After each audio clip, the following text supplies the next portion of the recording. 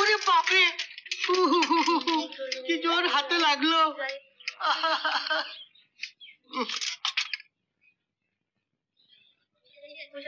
ওটা দাও।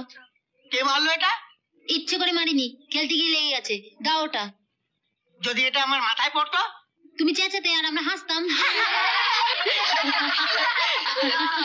আশা তো আমার বার করছে, আর তোদের বাড়ি যাচ্ছে। আজ একটা হেস্ত নেস্ত করবো। ইচ্ছে করে মারিনি, তবুও যদি তুমি কর্তব্যকে নালিশ করো আর এর জন্য যদি আমি মার খেতে হয়, এটা দিয়ে তোমার টাকটা ফাটিয়ে দেবো। আমার টাক ফাটিয়ে দিবি? দাঁড়া, আমিও দেখছি। শোনো শোনো শোনো শোনো, দাঁড়াও দাঁড়াও। তুমি কদ্দূর কি করবে আমার জানা আছে। দিদির জন্য 5 বছর ধরে তো পাত্র খুঁজছো, আজ অব্দি তো একটা জোটাতে পারলে না। তুই বল কি করে জোটাবো? তোর কর্তা বাবু ওই কালো মেয়ের বিয়েতে না দেবে নগদ, না দেবে গয়না। তাহলে ঘুরে মরছো কেন? কর্তব্যকে সোজাসুজি বলে দাও, এটা তোমার কম নয়। আমার নাম নরহরি ঘটক। আজ একটা পাত্রের খোঁজ দিয়েই যাচ্ছি। পাত্রটি কে শুনি? তোকে বলবো কেন? কর্তা বাবুকেই বলবো।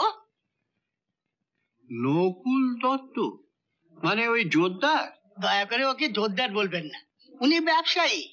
10-12টা ধান কল, গোটা 6 তেল কল। যতদূর শুনেছি উনি বিবাহিত।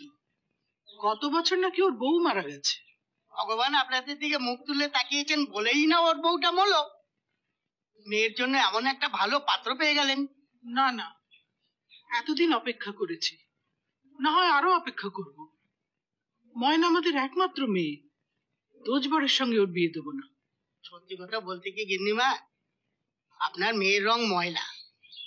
বিয়েতে আপনারা নগদও দেবেন না, সোনা দানাও দেবেন না।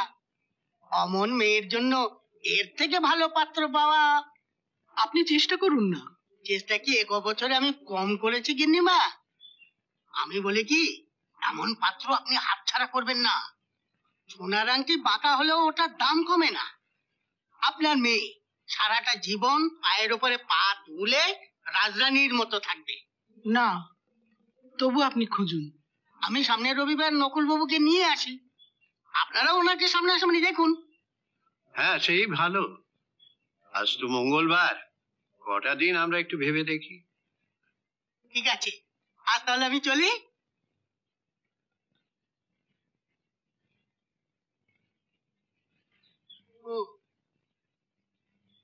ভালো কথা, পূজাকে একটু ভালো করে ধমকে দেবেন তো। বলে কিনা আমার টাক ফাটিয়ে দেবে। ঠিক আছে, দেখছি।